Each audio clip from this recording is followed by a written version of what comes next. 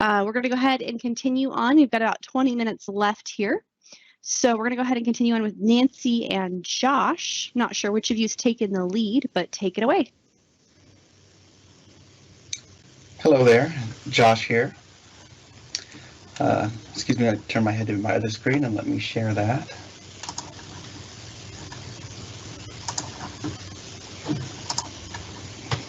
So again, this is Josh from the Systems and Applications team. Hello. And my time with you will be brief, but I just want to show you how you can gain access to all those great features that George just shared with us. So here I have, our MCS app portal that we love. I'm just going to briefly log in.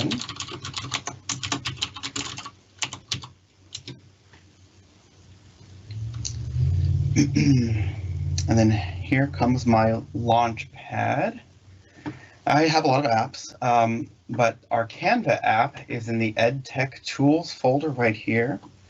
And just as a reminder, if you ever have trouble finding Canva or any app, you can use this search bar up here in the app portal. For instance, if I put in Canva, it just comes right up. So if you ever have trouble finding anything, you can use that. But in the EdTech Tools folder, here is Canva.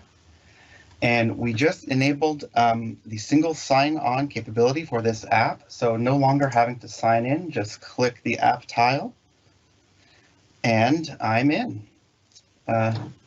JP, that's me. I have that graduation cap that George just told us about. So that verifies that I'm in the education account.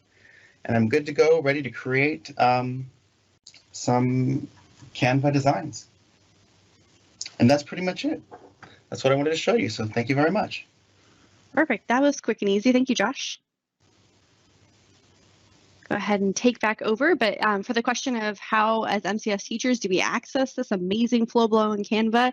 Just like that, go into the app portal, go ahead and sign in, look for the Canva using the search or the apps, and once you click on that, you'll be taken right to the education version, which will give you full access. That's right. Perfect. Thank you. I'm going to go ahead and take back over so we can continue our presentation. Thank you, Josh. Thank you. All right, and I'll go ahead and turn my camera on for this bit because I am your next presenter. So now kind of the next two pieces are just going to be some tips and tricks from myself and Matthew Ketchum. And we're kind of doing a Jedi battle here, so we're going to see whose idea reigns supreme. And I have taken on the persona of Darth Alexandra. So we will go ahead and see what Darth Alexandra has to share for you today. So my little hacks here shouldn't be too long, but I'm actually going to show you two of them, and they both involve YouTube. So the first one here is YouTube picture-in-picture mode, which is really cool. It's something that I just recently discovered and wish I'd known about before. And then the second one here is a URL hack that basically is going to strip away all of the distracting components of YouTube, no comment section, no videos on the side, and it's a hack just to see the video only. So definitely pay attention to these two tips. So the first one here is picture-in-picture. So here on my screen here, I have a video up and I want picture-in-picture mode where I can pop out that video and put it somewhere else on my screen. To do that, I right-click on the video twice. And that is not a function that we normally do, is to right-click twice. So I, practice that, get that double-click down. But you're going to double-click on the right-hand side twice, and that will bring up this secret menu here that you should see on my slide. And in that menu is the option to choose picture-in-picture.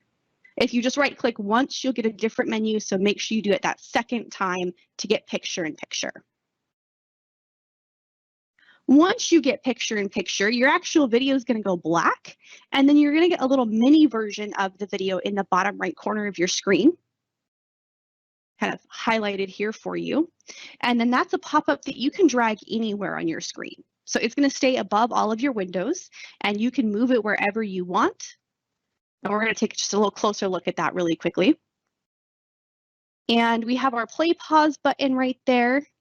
If we want to pop that back in YouTube, we don't want picture-in-picture mode, we can pop it back into YouTube. Or we can resize it. So we can make it bigger, we can make it smaller, we can adjust the pop out.